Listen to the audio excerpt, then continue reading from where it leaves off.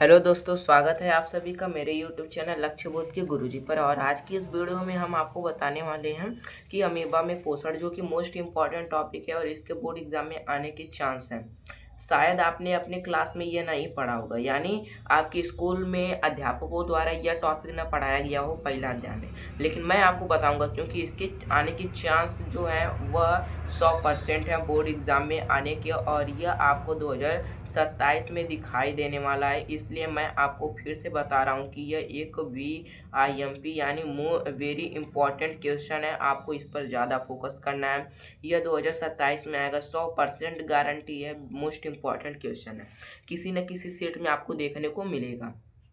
Amoeba में पोषण। Amoeba में पोषण को जैसे कि जब प्रश्न आता है तो इसे लिखने के साथ साथ हमें फिगर भी ड्रॉ करना रहता है। आखिर कौन कौन से फिगर को ड्रॉ करना है, इन सब चीज़ों के बारे में मैं आपको बताऊंगा। अमीबा में पोषण, तो अमीबा के पोषण के अंतर्गत आपको 5 से 6 हेडिंग लिखनी है। 5 हेडिंग्स लिखनी है जिसके अंतर्गत 4 हेडिंग्स लिखनी है, लेकिन 5 हेडिंग्स मैं आपको बताऊंगा। एक हेडिंग जो मैं अपने से इनमें इंक्लूड किया हूँ, जो कि बहुत ज़्यादा इंपॉर्टेंट है। आपको पहला हेडिंग कौन सा है, इस पर ध्यान देना है। अंतःग्रहण, यानी इस अंतःग्रहण यानी भोजन को ग्रहण करना। अमीबा जो होता है वह अपने भोजन को किसके द्वारा ग्रहण करता है, ये तो आप अपनी निचली कक्षाओं से पढ़ते चले आ रहे होंगे। वह अपने कुटपादों के द्वारा अपने भोजन को क्या करता है, ग्रहण करता है। वह भोजन को ग्रहण करने के लिए अपने कुटपादों को क्या करता है, आगे की ओर बढ़ाता है ताकि भोजन को वह घेर सके। इसके बाद वह भोजन को निगल लेता है। इस प्रकार एक थैली जैसी संरचना बनती है जिसे खाद्य रिक्तिका कहते हैं। जैसे इस प्रकार के माध्यम से अमीबा अपना भोजन ग्रहण करता है। यह अपने कुटपादों को बाहर की ओर ढकेलता है ताकि भोजन को घेर सके। इसके बाद यह भोजन को निगल लेता है। इस प्रकार एक थैलीनुमा संरचना बन जाती है जिसे क्या कहा जाता है, खाद्य रिक्तिका कहा जाता है। यहाँ पर आप लोग देख सकते हैं, इसी को क्या कहा जाता है, खाद्य रिक्तिका कहा जाता है। जब एक थैलीनुमा संरचना बन जाती है उसी को खाद्य रिक्तिका कहा जाता है। इसके बाद आती है दूसरी हेडिंग हमारे पास, क्या, पाचन। पाचन का क्या कहना है कि खाद्य रिक्तिकाएं जो होती है ना, वह कई प्रकार के पाचक एंजाइमों से परिपूर्ण यानी भरी होती हैं, जो क्या करती हैं कि अमीबा के बड़े एवं जटिल अणुओं को, खाद्य पदार्थ के अणुओं को सरल एवं छोटे अणुओं में बदलने का क्या करती है, कार्य करती है। यानी आपको 2 हेडिंग उम्मीद है कि समझ में आ चुकी होगी। मैं अपने मन से बता रहा हूँ ताकि आपको लिखने में आसानी और काफ़ी लंबे समय तक आप याद रख सकें। अंतर्ग्रहण का मतलब इस प्रक्रिया के माध्यम से जो अमीबा होता है वो अपने भोजन को ग्रहण करता है। वह अपने भोजन को ग्रहण करने के लिए अपने उत्पादों को आगे की ओर फैलाता है ताकि वह भोजन को निगल सके। इस प्रकार से एक थैलीनुमा संरचना बन जाती है जिसे क्या कहा जाता है, खाद्य रिक्तिका कहा जाता है।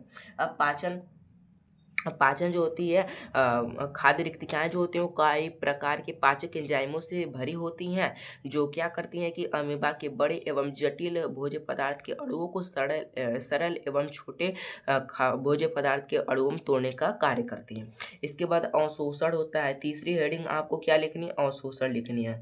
यह पचे हुए भोजन खाद्य पदार्थों को अवशोषित जीव द्रव्य में अवशोषित करने की प्रक्रिया है, यानी जिससे अपचयित खाद्य पदार्थ निकल जाता है। यानी इसके कहने का मतलब है कि ये एक ऐसी प्रक्रिया है जिसमें जीव द्रव्य में अवशोषित यह पचे हुए भोजन, यानी जब भोजन पच जाता है तो इस प्रक्रिया के अंतर्गत जो जीव द्रव्य में अवशोषित हो जाती है, ये जो पचे हुए जो भोजन होते हैं यह जीव द्रव्य में अवशोषित होने की जो प्रक्रिया होती है यही क्या कहलाती है, अवशोषण कहलाती है। यानी भोजन पचने के बाद वह शरीर में उपस्थित जीव द्रव्य में क्या हुआ, और जीव द्रव्य द्वारा अवशोषित कर लिया गया। इसी प्रक्रिया को अवशोषण कहा जाएगा।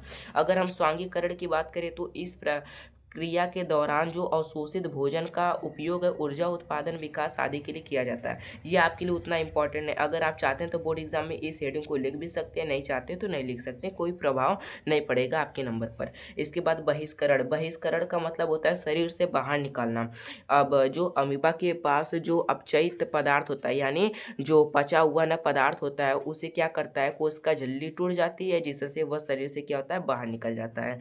इसके बाद क्या होता है कि आपको आपको ये चारों हेडिंग तो लिख देनी है। पहला हेडिंग है अंतर्ग्रहण, जिसके माध्यम से अमीबा अपने भोजन को ग्रहण करता है।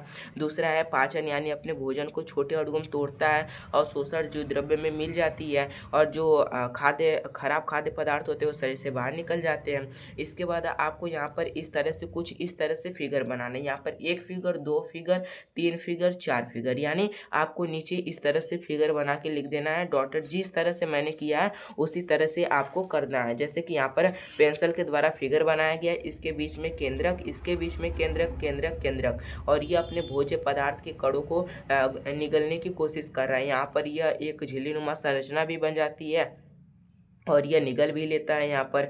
यानी आपको इस तरह से लिखना है। अमीबा के अंदर जो द्रव्य भरे रहेंगे यहाँ पर केंद्रक रहेगा, यहाँ पर जो खाद्य कण यानी भोजन रहेगा। इस तरह से आपको फिगर बनाना है। 4 फिगर बनाना है, 4 हेडिंग्स आपको लिखनी है। इस तरह से आप लिखते हैं तो बोर्ड एग्जाम में आपका एक भी नंबर नहीं कटेगा, और यह आएगा तो मालूम है आपको कितने मार्क्स का आएगा, 6 मार्क्स का आएगा। तो आपको इसे तैयार कर लेना है। यह आपको बोर्ड एग्जाम में देखने को मिलेगा, 100% गारंटी है कि देखने को मिलेगा, क्योंकि हर साल हर एक सेट में पूछा जाता है, 3 से 4 सेटों में। तो आपको इस तरह से बोर्ड एग्जाम में लिखेंगे तो आपको एक भी नंबर नहीं कटेगा। धन्यवाद, मिलते हैं किसी अगली वीडियो में नए टॉपिक के साथ। तब तक के लिए जय हिंद, जय भारत।